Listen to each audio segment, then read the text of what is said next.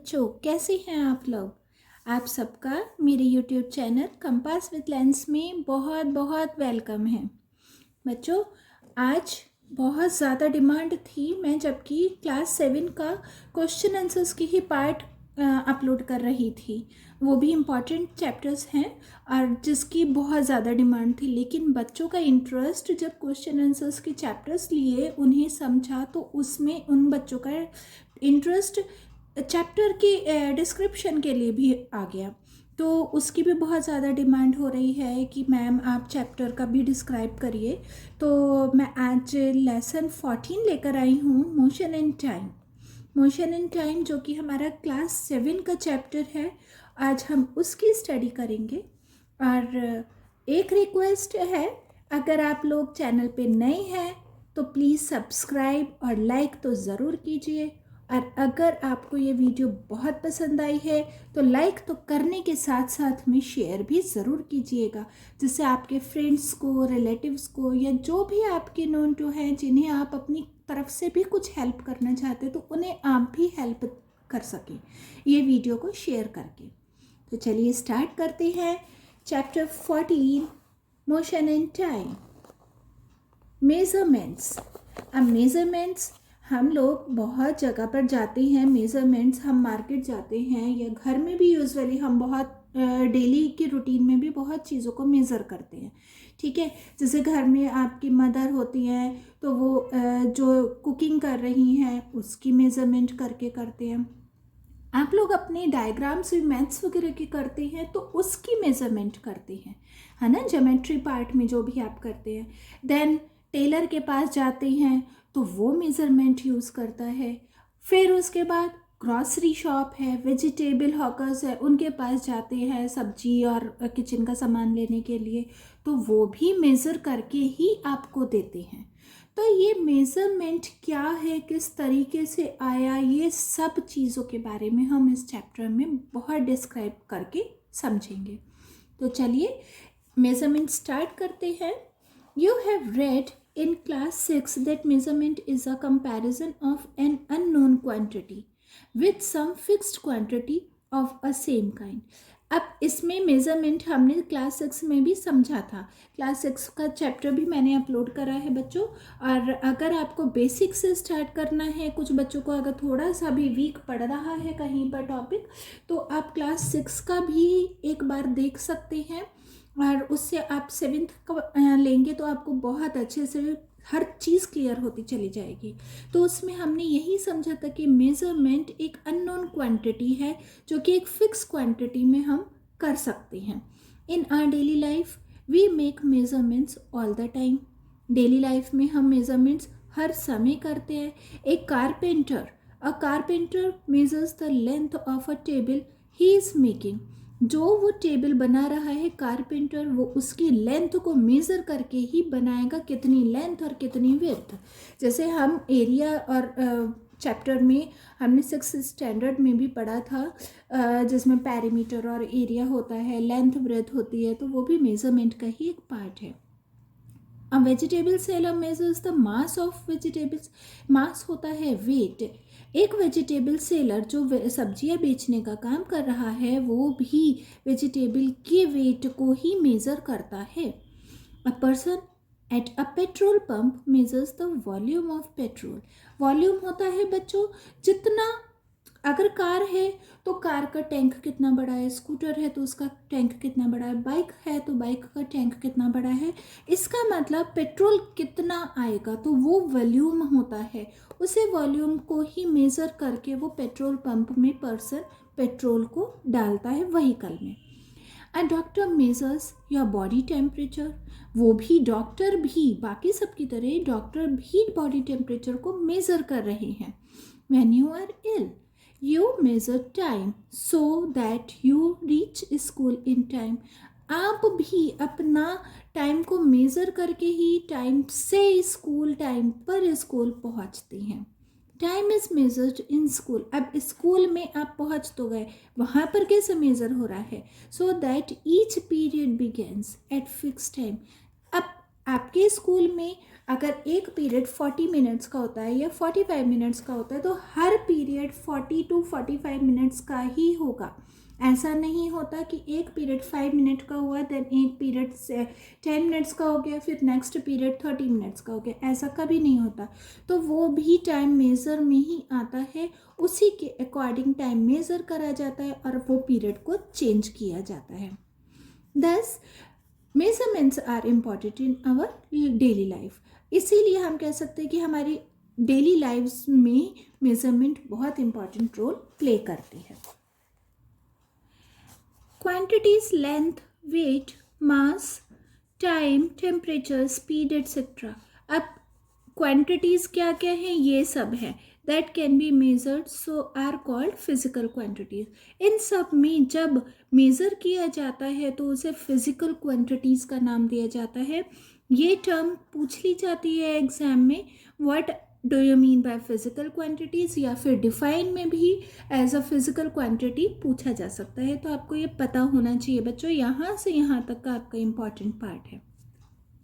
और जब आप समझते हैं मेरी वीडियो को सुनते हैं तो आप प्लीज़ अपने बुक के साथ साथ में पेन या पेंसिल ज़रूर लेकर बैठिएगा, जिसमें कि मैं आपको टिक भी कराती रहती हूँ इम्पॉर्टेंट लाइंस, तो वो भी आप साथ के साथ टिक कीजिए, जिससे कि वो मोस्ट इम्पॉर्टेंट लाइंस अक्सर यूजुअली आपके स्कूल में पूछी जाती है तो आप उन्हें अटेम्प्ट कर सकें। Next topic is standard units. Standard units क्या है अब उसको समझते हैं। Long ago people use the foot. बहुत पहले जब इंच टेप नहीं था या मेज़र करने के लिए कोई स्केल नहीं था, कुछ नहीं था, तो उस टाइम पर फुट का यूज़ करते थे, फुट स्टेप के थ्रू करते थे। फुट स्टेप तो अक्सर हम कई बार कुछ बच्चों ने गेम्स में भी यूज़ किया होगा, फुट को कैसे नापते हैं फुट से। द हैंड स्पैन, हैंड का यूज़ करते हैं, और arm cubit to measure length. इन सब की आपको पिक्चर बच्चों में है कि आप उनसे समझ सकते हैं। But these units of measurement are unreliable. ये लेकिन जितने भी आइडिया लगाए जाते थे, क्योंकि ये आइडिया ही लगता है, अक्सर हम कहते हैं ना कि पूरा फिक्स नहीं है, हमारे पास कुछ नहीं है तो हम कैसे मेज़र करें। तो अक्सर आपकी मम्मी से भी पूछिएगा, मम्मी हाथों के थ्रू कपड़े को नापती होंगी, कई बार आपने देखा होगा। तो वो लेकिन एक्यूरेट मेजरमेंट नहीं होता, वो अनरिलायबल होता है, because they vary from person to person, क्योंकि वो पर्सन के हिसाब से होता है। पर्सन टू पर्सन से मतलब आ जाता है बच्चों कि किसी का हाथ कोई टॉल है कोई शॉर्ट है, तो उसमें क्या होगा, हैंड या फुट भी शॉर्ट या टॉल हो सकता है। किसी का फुट साइज़ बड़ा होता है, किसी का फुट साइज़ छोटा होता है। जैसे हम शूज़ के साइज़ देखते हैं तो उसमें फुट साइज़ बड़ा होता है, फुट साइज़ छोटा होता है। ऐसे ही छोटे बच्चे का हाथ छोटा होगा, बड़े का छोटे से बड़ा होगा, तो ऐसे ही है।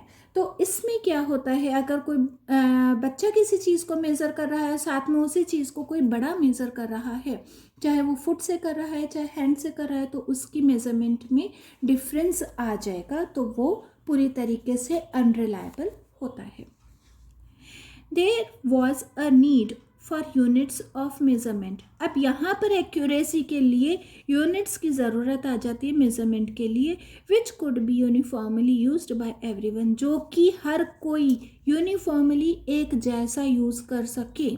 यूनिफॉर्म, अगेन यूनिफॉर्म, आप स्कूल में यूनिफॉर्म पहनते हैं तो यूनिफॉर्म का मतलब क्या होता है, बिल्कुल सब एक जैसे होते हैं। कौन रिच फैमिली से, कौन पुअर फैमिली से है, कौन कौन सी कास्ट से है, ये कुछ नहीं पता चलता। तो वही है यूनिफॉर्मली, जो सबको एक बराबर यूज़ कर सके। Such units are called standard units. इसी को स्टैंडर्ड यूनिट्स कहते हैं। ये भी टर्म इम्पॉर्टेंट है। यहाँ से यहाँ तक की इम्पॉर्टेंट टर्म आ गई। What do you mean by standard units? In 1960 the General Conference of Weights. अब 1960 में यहाँ से भी आपका इम्पॉर्टेंट आ जाता है General Conference of Weight and Measurement. ये एक मतलब एक कमीशन था जिन्होंने इस चीज़ के बारे में बताया था, रिकमेंड किया था that a common system of measurement, कि common system of measurement should be used all over the world, जो पूरी तरीके से पूरी दुनिया में, पूरे वर्ल्ड में एक जैसा यूज़ किया जा सके, ऐसी यूनिट होनी चाहिए। This system was called the SI system. इस सिस्टम को एसआई सिस्टम कहा जाता है। बच्चों ये बहुत इंपॉर्टेंट है, एसआई सिस्टम। एसआई सिस्टम तो maximum number of time question आता ही आता है किसी भी फॉर्म में। SI is the abbreviation. एक तो ये इम्पॉर्टेंट है आपका एसआई सिस्टम। यहाँ पर, यहाँ से आप मार्किंग करेंगे, यहाँ से आपको एसआई सिस्टम के बारे में पता होना चाहिए अगर क्वेश्चन आ जाता है, what do you mean bye SI system. और फिर उसके बाद एसआई सिस्टम का एब्रीविएशन है एसआई, तो किसका है, फुल फॉर्म क्या है एसआई की, तो सिस्टम इंटरनेशनल यूनिट्स। ये फ्रांस में हुआ था, ठीक है। ये पूरा यहाँ से यहाँ तक की भी मार्किंग देंगे। In this system the standard units. अब इस सिस्टम में standard units, again standard units जो पूरे ऑल ओवर वर्ल्ड में एक जैसा यूज़ किया जाता है। Metre, the standard unit of length. Metre हम किस में यूज़ करते हैं, लेंथ में, किसी भी चीज़ को, लेकिन इन शॉर्ट फॉर्म हम एम लिखते हैं। Kilometre, the standard unit of mass. किसी भी चीज़ के वेट को मेज़र करने के लिए किलोग्राम का यूज़ किया जाता है। अगेन किसी की भी चीज़ की वेट को यूज़ करने के लिए, मेज़र करने के लिए किलोग्राम यूज़ किया जाता है और इसे हम केजी यूनिट में लिखते हैं। Then go to second. Second में the standard unit of time. Time को यूज़ करना है, मेज़र करना है तो सेकंड्स यूज़ होगा, क्योंकि 1 minute is equals to 60 seconds, 60 second इस तरीके से हमें 1 hour is equals to 60 minutes. तो ये सब एस में आ जाता है। सेकेंड्स को हम एब्रीविएशन या शॉर्ट फॉर्म में एस करके लिखते हैं। देन केल्विन, ये लास्ट है बच्चों। 4 यूनिट्स मैंने करा दी, जो जिसमें कि केल्विन है the standard unit of temperature. Kelvin में हम टेम्परेचर को यूनिट में मतलब मेज़र करते हैं और इसे हम के लिखते हैं। However, the commonly used unit of temperature is degree Celsius और डिग्री सेंटीग्रेड। अब इसी में हम अगर टेम्परेचर को जब यूज़ करते हैं, मेज़र करते हैं यूनिट्स में, तो या तो हम उसे डिग्री सेल्सियस डालते हैं या फिर डिग्री सेंटीग्रेड डालते हैं। जैसे 1 डिग्री सी, इसका शॉर्ट फॉर्म ये आ जाता है। तो ये अलग से एक क्वेश्चन बन जाता है केल्विन को, कि हम कॉमनली कौन सी यूनिट को मतलब यूज़ करते हैं जब टेम्परेचर को हम मेज़र करते हैं, तो डिग्री सेल्सियस या फिर डिग्री सेंटीग्रेड ही हम यूज़ करते हैं यूनिट, और ये इसकी टर्म हो गई। आई होप आपको यहाँ तक तो क्लियर हो चुका होगा। The SI system also specified units for electric current. अब SI सिस्टम कुछ electric current, brightness of light, इनमें भी यूज़ होता है। The SI system is use uniformly. Uniformly again पूरा एक जैसा पूरे वर्ल्ड में साइंटिफिक वर्क के लिए यूज़ किया जाता है। हाउएवर इन एवरीडे मेजरमेंट्स, और हमारे जो रोज़ रूटीन के मेजरमेंट्स होते हैं, other systems are still in use such as FPS, जिसे कि फुट, पाउंड और सेकेंड्स बोलते हैं, और CGS जिसे कि सेंटीमीटर, ग्राम और सेकेंड्स बोलते हैं। ये भी हम यूजुअली अपने डेली रूटीन लाइफ में यूज़ करते हैं। And the MKS system. MKS जो कि बच्चों ये MKS सिस्टम होता है, ये कुछ कंट्रीज़ में इसे फॉलो किया जाता है, यूरोपियन कंट्रीज़ में इसे फॉलो किया जाता है ज़्यादातर, नहीं तो ऊपर जितना मैंने आपको समझाया है, जितना भी आपकी बुक में ये सब दे रखा है, ऑल ओवर कंट्री में आपको यही मिलेगा। आप कहीं पर भी चले जाएं, आप यहाँ पर अगर 2 kg पोटैटोज़ ले रहे हैं तो वो केजी में ही होगा। ऐसा है इंडिया में, तो फ्रांस, US में भी ऐसा ही होगा, केजी में ही आपको सामान मिलेगा, या ऐसे ही मीटर, सेंटीमीटर, इन सब में मिलेगा। विच use the same standard unit for length, mass and time. इसका MKS का लेंथ, मास और टाइम के लिए यूज़ किया जाता है।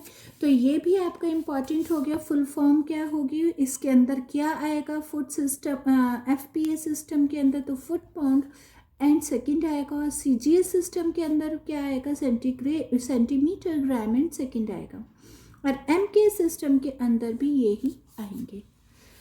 नेक्स्ट स्टार्ट करते हैं मेजरमेंट ऑफ टाइम। टाइम का मेजरमेंट कैसे कर रहे हैं, अब उसके बारे में हम देखते हैं बच्चों। The SI unit of time is the second.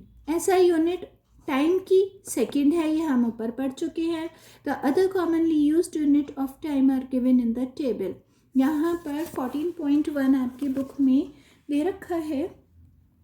ये बच्चों आपको, ज़्यादातर बच्चों को तो पता होगा क्योंकि बहुत पहले से हम करते आ रहे हैं, लेकिन कुछ बच्चे अगर उनको भूल हो गई है, भूल गए हैं, तो वो इसे वापस से करेंगे। ये हमारी डेली रूटीन लाइफ में भी, केवल हमें एग्ज़ाम के लिए ही नहीं, अपनी आगे हम बड़े होंगे और हम जॉब भी करेंगे, वर्क भी करेंगे, कहीं पर भी हम, चाहे अपना प्राइवेट करें, चाहे हम गवर्नमेंट करें, चाहे कुछ भी करें, उनमें भी ये हमारा यूज़ में आता है। तो ये हमें पता होना बहुत ज़रूरी है। ये टेबल भी एग्ज़ाम में पूछ ली जाती है, देन आप फिर भी इसे लर्न कीजिए अपनी लाइफ में यूज़ के लिए। Making accurate measurement of length and mass is relatively simpler. कभी भी लेंथ को और वेट को मेज़र करना, एक्यूरेट मेज़र करना बहुत सिंपल है कंपैरेटिव टू टाइम। टाइम को इतना इजी नहीं होता है मेज़र करना। एनीथिंग दैट अकर्स और अपेयर्स, कोई भी चीज़ अगर होती है या दिखाई देती है, regular interval can help us to measure time. उसी से हम टाइम इंटरवल का पता कर सकते हैं, यानी टाइम मेज़र कर सकते हैं। You know that the earth completes one rotation। आपको पता है सबको कि अर्थ वन रोटेशन अपने एक्सिस पर 24 आवर्स में ही कंप्लीट करती है। This happens regularly over and over, again and again. ये हमेशा यही तरीका, यही चीज़ चलती आ रही है सदियों से, सालों से, सदियों से यही चलता आ रहा है। इस चीज़ में कभी चेंज नहीं हुआ। It is because of this rotation that we see sunrise.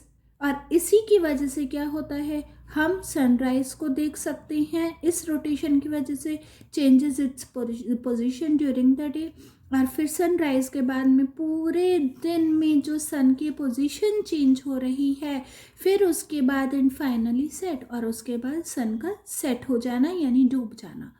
Again sun rises in the east and set in the west, हमें पता है।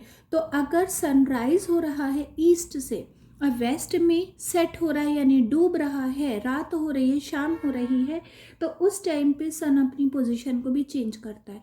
और मोस्टली आज के टाइम में भी लोग ज़्यादातर, किसी के पास आजकल तो मोबाइल हो गए, अगर मोबाइल नहीं है या रिस्ट वॉच नहीं है या कहीं आसपास सोर्स नहीं है टाइम पता करने का, कई बार ऐसा हो जाता है, तो टाइम कैसे पता करेंगे। अक्सर ऐसा आप लोगों के साथ भी हुआ होगा कि टाइम हमने आइडिया लगाया है, आपके घर में बड़ों ने आइडिया लगाया है कि इस टाइम अगर सन यहाँ पर है तो इसका मतलब सुबह के 11 बज रही है, बिल्कुल इस टाइम पर सन यहाँ पर है तो सुबह के 12 या 1 बज रहा है, शाम का टाइम है तो 4 बज रहे हैं। ये हम आइडिया लगा सकते हैं। Perhaps the earliest method of telling time was by seeing the position of the sun। जो मैंने अभी आपको बताया, जो पहले के टाइम में, इवन आज भी होता है, रेयर होता होगा, कम होता होगा, बट होता है, तो पोजीशन, सन की पोजीशन को देखकर ही वो टाइम का आइडिया लगाया जाता था। इन the sky the time between one sunrise and the next was called one day. जो सनराइज से, एक सनराइज से अगले दिन के सनराइज तक, नेक्स्ट वॉज, तो अगले दिन के सनराइज तक के टाइम को वन डे बोला जाता है। जैसे आज का सुबह का जो सनराइज हुआ वो कल के सुबह को हम सनराइज, वन डे बोलेंगे। आप लोगों को समझ आ गया होगा जो मैं कहना चाह रही हूँ। A month was measured as the time. Month भी बिटवीन कैसे, साइटिंग ऑफ। अब मंथ का आइडिया कैसे लगेंगे, तो उसके लिए one new moon and the next. अब इसमें क्या होता है, एक महीने में, ये आप लोगों ने घर में सुना होगा, न्यू मून डे और तो मंथ का आइडिया लगाने के लिए कैसे होता है, आप लोगों ने अक्सर घर में सुना होगा, अमावस्या और पूर्णिमा, और ये मंथ में 2 बार आती हैं बच्चों। तो इससे 15 दिन का अमावस्या और 15 दिन की पूर्णिमा, तो वही न्यू मून डे के अकॉर्डिंग होता है। ईयर को मेज़र करने के लिए अर्थ सन का एक रेवोल्यूशन कंप्लीट करता है तो वो ईयर बन जाता है, तो उसको वैसे मेज़र किया जाएगा। Sand clock. सैंड क्लॉक आपकी बुक में पिक्चर भी दे रखी है ये वाली, और देखा भी होगा बच्चों ने, ऐसा नहीं है, कुछ बच्चों ने तो देख भी रखा होगा। जो इस तरीके का ग्लास होता है और इसके अंदर सैंड भरी हुई होती है, और एक टाइम पीरियड तक वो उतनी सैंड यहाँ नीचे गिरती रहेगी और वही टाइम मेज़र होता है। अक्सर हम अपनी किटीज़ में, घर में या पार्टीज़ वगैरह में भी इसे यूज़ करते हैं, टाइम दे दिया गेम्स वगैरह खेलने के लिए, तो इसका यूज़ कर लिया जाता है। सैंड क्लॉक क्या है? Which was used by the Romans, ये रोमन्स यूज़ करते थे। Worked on the principle that all the sand from the upper chamber में जितनी भी सैंड भरी हुई होती थी, falls into the lower chamber, वो लोअर चैम्बर में गिरती रहती है एक फिक्स अमाउंट ऑफ टाइम में। ऐसा नहीं है कि एक साथ गिर गई, एक साथ ख़त्म हो गई, या कभी ऐसा एक साथ गिर गई, कभी ऐसा हुआ कि वो धीरे धीरे गिरी, ऐसा नहीं है। एक फ़िक्स टाइम होता है और उसी के अकॉर्डिंग वो पूरा गिरती रहती है। जैसे किसी को 5 मिनट्स का टाइम दिया है, ये 5 मिनट्स का अगर हम आइडिया लगा के चलते हैं, एग्जाम्पल मैं दे रही हूँ बच्चों, 5 मिनट्स का अगर हमने इसका टाइम है, तो 5 मिनट्स में ही हमें अगर कुछ काम करना है तो वो हम इसे सेट कर देंगे और हमें पता चल जाएगा कि 5 मिनट्स हो गए हैं। This fixed amount of time was the unit in which time was measure by them, ये भी एक फिक्स अमाउंट होता है टाइम को मेज़र करने के लिए। The sundial was used, sundial ये वाला हो गया है। sundial was used long ago to measure the time of the day, day को मेज़र करने के लिए यूज़ किया जाता है, क्योंकि पहले के टाइम में वॉचेस क्लॉक्स कुछ नहीं होता था। It worked on the principle that as the principle of the sun, ये सन के प्रिंसिपल पे काम करता था कि सन की रेज कैसे चेंज हो रही है, सन का पोजीशन कैसे चेंज हो रही है, of the position of the sun in the sky changed, so did the position of the shadow की जैसे जैसे पोजीशन चेंज होती जाएगी। 6th क्लास में बच्चों मैंने जब शेडो वाला पार्ट बताया था तो उसमें मैंने पोजीशन को भी बहुत अच्छा डिस्क्राइब किया है।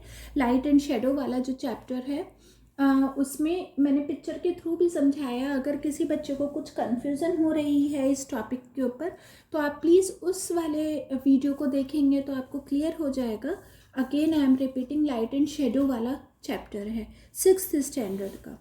तो उसमें पोजीशन जो शेडो की चेंज हो रही है सन के साथ में, उसके अकॉर्डिंग इसमें टाइम का पता चलता था। और वो आज के टाइम में भी हम आईडी का जो मैंने पीछे एग्जाम्पल दिया था वो शेडो को ही देखकर भी बताया जा सकता है। A few hundreds year ago Maharaja Jai Singh second of Jaipur, कुछ साल पहले ही महाराजा जय सिंह सेकेंड जो कि जयपुर के राजा रहे, made huge sundial to measure time, उन्होंने बहुत बड़ा सनडायल बनवाया था टाइम को मेज़र करने के लिए। These can be seen at the Jantar Mantar at Delhi, ये जंतर मंतर दिल्ली पर भी देखा जा सकता है, जयपुर में देखा जा सकता है, वाराणसी, उज्जैन एंड इवन मथुरा में भी देखा जा सकता है जो कृष्ण कन्हैया की नगरी है। द लार्जेस्ट सनडायल इन जयपुर, अब यहाँ पर लार्जेस्ट कहाँ देखा जा सकता है ये आपका इम्पॉर्टेंट हो गया। जयपुर में किसने बनवाया था ये हो गया इम्पॉर्टेंट। देन इसे भी अंडरलाइन कर लीजिए बच्चों। जंतर मंतर कहाँ देखा जा सकता है, तो यहाँ तक यहाँ देखा जा सकता है। लार्जेस्ट सनडायल कहाँ पर है, तो जयपुर में है। Can measure time up to an accuracy of 2 second, तो 2 सेकेंड तक का भी वो बहुत एक्यूरेट टाइम दे सकता है। आप उसी से इमेजिन कर सकते हैं 2 सेकेंड का भी accurate time. But it can not be use after sunset, लेकिन वो केवल तब तक होगा जब तक सनराइज रहेगा। सनसेट होने के बाद, अंधेरा होने के बाद में वो वर्क करना बंद कर देगा। क्लियर? क्योंकि वो किस पे वर्क कर रहा है? अगेन सन की पोजीशन पे वर्क कर रहा है। आई होप ये ऊपर के सारे टॉपिक्स आपको क्लियर हो गए होंगे बच्चों। और अगर आपको कहीं कुछ प्रॉब्लम आ रही है तो प्लीज़ मुझसे कमेंट सेक्शन में पूछिएगा। और अगेन अगर आप लोग नए हैं तो प्लीज़ लाइक, सब्सक्राइब और शेयर ज़रूर कीजिए। नेक्स्ट लेते हैं द सिंपल पेंडुलम। अब पेंडुलम भी अक्सर हमने नाम तो सुना ही है, 6th स्टैंडर्ड में भी हम पढ़ चुके हैं। कुछ बच्चों के घरों में पेंडुलम वॉचेस भी होंगी, तो वही हमें समझना है पेंडुलम क्या है। Clocks that measure time accurately could be made only after the discovery of the simple pendulum by the Italian scientist Galileo Galilei. Clocks में जो एक्यूरेट टाइम मेज़र करने का जो हुआ था वो कब हुआ था? जब सिंपल पेंडुलम की डिस्कवरी हो गई थी। और ये भी किसने करा था? इटालियन साइंटिस्ट गैलीलियो गैलीलाई ने किया था। बच्चों यहाँ से यहाँ तक का इम्पॉर्टेंट है, ये आपसे गैलीलियो गैलीलाई की इन्वेंशन का पूछ सकते हैं, या हु इन्वेंट सिंपल पेंडुलम, इस तरीके से भी क्वेश्चन पूछा जा सकता है। ये वाले पार्ट में कई तरीके से क्वेश्चंस बन के आ सकते हैं वन वर्ड में। He discovered that if a mass hung from a fix point is made to swing freely. उन्होंने ये डिस्कवर किया था अगर किसी वेट को एक फिक्स पॉइंट पर लटका दिया जाए तो वो झूलने लगता है। अक्सर हम अपनी हाथ में भी पकड़ के कर सकते हैं। एक बॉल को आप हाथ में पकड़ के उसके बाद उसकी धागा बांध कर अपनी हाथ में पकड़ लेंगे तो क्या होगा? वो झूलने लगेगा। ठीक है? इट ऑलवेज, और कैसे भी झूलेगा? ज़्यादातर अब हम गोल गोल अपने आप से कराने लगे तो वो बात अलग होती है ना बच्चों, लेकिन ये हमेशा टू एंड फ्रो मोशन में ही घूमेगा। To and fro motion, left to right, इसी मोशन में घूमेगा या स्विंग करेगा। जैसे हम झूला भी झूलते हैं, स्विंग वाला जो टू एंड फ्रो मोशन में मैंने आपको बता दिया, तो वो आप झूला भी तो झूलते हैं, तो वो भी क्या है? एक वेट हंग कर दिया गया है। तो लेकिन इसमें क्या होता है? ये एक फिक्स टाइम पर ही ये टू एंड फ्रो मोशन में रहेगा। दस this moment is periodic motion, इसीलिए इसे एक पीरियोडिक मोशन कहा जाता है। पीरियोडिक मोशन कैसे है? क्योंकि वो एक फिक्स टाइम पर पीरियोडिक, यानी एक टाइम पर यहाँ गया फिर वापस आया, फिर यहाँ गया फिर वापस आया, ये पीरियोडिक चल रहा है, ये कंटिन्यू चल रहा है। And can therefore to be used to measure time, और इसी वजह से इसका टाइम मेजर कर सकते हैं। A simple pendulum consist of A small mass. Simple pendulum एक छोटे से वेट से, जिसमें कि स्मॉल मेटल बॉल लटकी हुई होती है, जिसे बॉब बोला जाता है, जो वेट होता है। ये पिक्चर में भी आपको दिख रहा होगा। Tied to a string, string से टाई रहता है, बंधा हुआ रहता है। The other end of the string is tied to a fix support, और जो दूसरा एंड होता है ये यहाँ पर ये बॉब हो गया है, और ये ऊपर की साइड जो होता है वो भी एक फिक्स सपोर्ट पर बंधा होता है, वो भी फिक्स रहता है। When the pendulum is at rest, जब पेंडुलम रेस्ट पोजीशन में यानी रुका हुआ है, it is in its mean position, वो मीन पोजीशन कही जाएगी 0। If the Bob is given a small push, अगर बॉब को हल्का सा पुश कर दिया जाए तो वो टू एंड फ्रो मोशन में आ जाता है। जैसे कि 0 से आप A और B, तो 0 से A फिर B फिर 0 से A, और ऐसे चलता रहता है। 0 से A आया फिर B फिर 0 पर आया फिर A आया, इस तरीके से यहाँ पर डिस्क्राइब किया।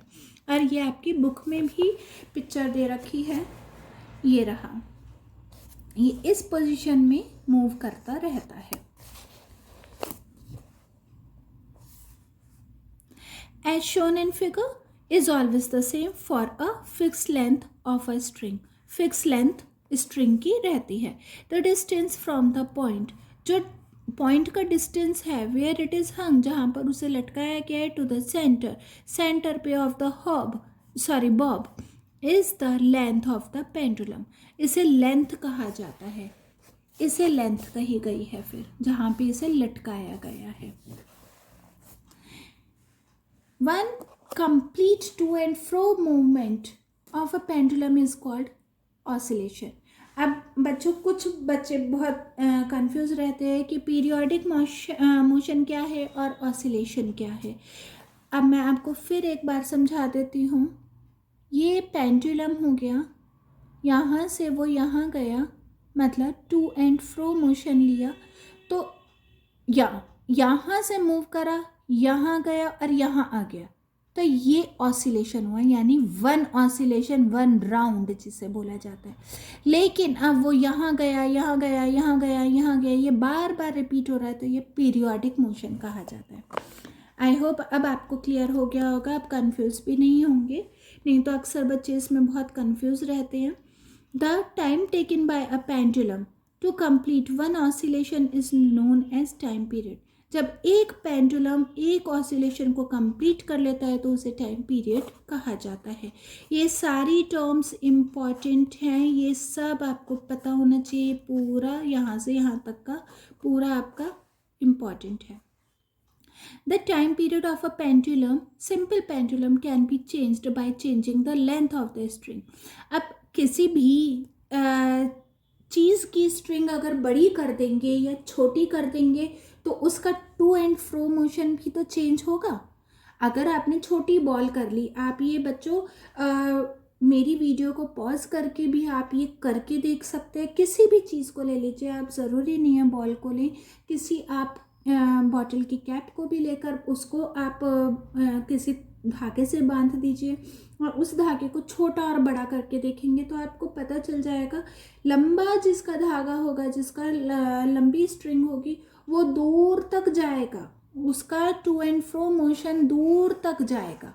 लेकिन जिसकी स्ट्रिंग छोटी होगी, जिसका धागा छोटा होगा, वो बहुत दूर तक नहीं जाएगा। तो यहाँ पर भी यही कह रहे, सिंपल पेंडुलम को उसके टाइम पीरियड को चेंज किया जा सकता है by the changing of the length of a string की लेंथ को चेंज करके। A pendulum of about 25 centimetre length takes exactly 1 second for one to and fro. अब यहाँ पर बहुत कॉम्प्लिकेशंस डाल दी हैं इसमें कि एक पेंडुलम 25 सेंटीमीटर की लेंथ जिसकी होगी धागे की, स्ट्रिंग की, वो 1 सेकेंड के अंदर वन टू एंड फ्रो का मूवमेंट लेगा अपनी वापस पोजीशन, रेस्ट पोजीशन पर आने के लिए। आई होप यहाँ क्लियर हो गया होगा ये वाला पॉइंट। मैं फिर रिपीट कर देती हूँ। एक पेंडुलम जिसकी लेंथ, स्ट्रिंग की लेंथ इतनी होगी, 25 सेंटीमीटर की लेंथ होगी, वो 1 सेकेंड के अंदर एक मूवमेंट, जो टू एंड फ्रो का मूवमेंट होगा, अपने रेस्ट पोजीशन पर आने के लिए वो एक राउंड लेगा। तो कितने टाइम में लेगा? 1 सेकेंड में लेगा एक round. This principle of the pendulum is use to, ये जो प्रिंसिपल है पेंडुलम का, ये कहाँ पर आ रहा है? Use to make a pendulum clock, ये पेंडुलम क्लॉक को बनाने में आ रहा है काम। वेयर द ऑसिलेशन, अगेन एक राउंड पूरा करना, जहाँ पे एक ऑसिलेशन पेंडुलम का कंट्रोल कर रहा है उसके मूवमेंट को, किसके? हैंड्स के, क्लॉक के हैंड्स के मूवमेंट को वो कंट्रोल करता है। अब मैकेनिकल रिस्ट वॉच, जो रिस्ट वॉच हम पहनते हैं उसकी बात आ रही है। ये वॉल क्लॉक में होता है, पेंडुलम वाला वॉल क्लॉक में होता है। और ये अब रिस्ट वॉच की बात आ गई जो हम अपना डेली लाइफ में पहनते हैं। Mechanical wrist watch has a balance wheel. इसके अंदर कभी खोल के मत देखिएगा बच्चों, कभी ख़राब हो जाए, मैं वो चीज़ नहीं बोलूँगी। लेकिन एक बार मैं आपको अपना एक्सपीरियंस बताती हूँ। मैं बहुत छोटी सी थी तो मैंने अपनी मदर की रिस्ट वॉच खोल के डाल दी थी, और जब वो उसके बाद मुझे कुछ नहीं समझ आया कि कहाँ पे क्या चीज़ लगेगा, तो वो मेरी मदर की रिस्ट वॉच बेकार हो गई थी। तो इसीलिए मैं आपको बोल रही हूँ खोल के मत देखिएगा, लेकिन मैं पिक्चर के थ्रू आपको समझा दूंगी कि बैलेंस व्हील होता है पेंडुलम की जगह पर, विच सर्व्स मैंने अपनी बचपन की बात भी आपसे शेयर कर ली है, विच सर्व्स द सेम पर्पस, जो कि सेम पर्पस ही सॉल्व करती है, जो कि एक पेंडुलम वॉल क्लॉक में करता है। Electronic wrist watch, electronic wrist watch कौन सी हो गई बच्चों, जो कि ये वाली हो गई electronic wrist watch. Have the crystal, इनमें क्रिस्टल्स होते हैं, क्रिस्टल के तरीके का एक सब्सटेंस होता है जिसे क्वार्ट्ज बोला जाता है।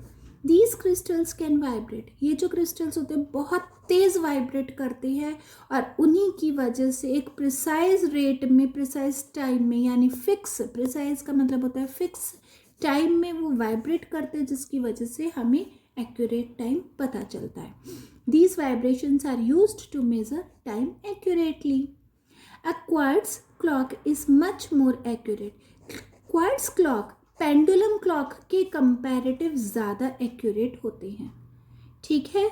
वहाँ पर क्योंकि उसमें स्ट्रिंग की बात आ जाती है, तो स्ट्रिंग का टाइम्स की वजह से थोड़ी एक्यूरेसी में प्रॉब्लम आ सकती है, लेकिन यहाँ पर क्वार्ट्ज क्लॉक, इसी वजह से पेंडुलम क्लॉक्स अब बहुत ज़्यादा फैशन में नहीं है, या ये कर सकते हैं कि बहुत ज़्यादा ट्रेंड में नहीं है। हालांकि शॉप में मिल जाएंगे, लेकिन यूजुअली लोग यूज़ नहीं करते अपने घरों में। अब क्वार्ट्ज क्लॉक पेंडुलम क्लॉक के कंपैरेटिव ज़्यादा एक्यूरेट देते हैं टाइम।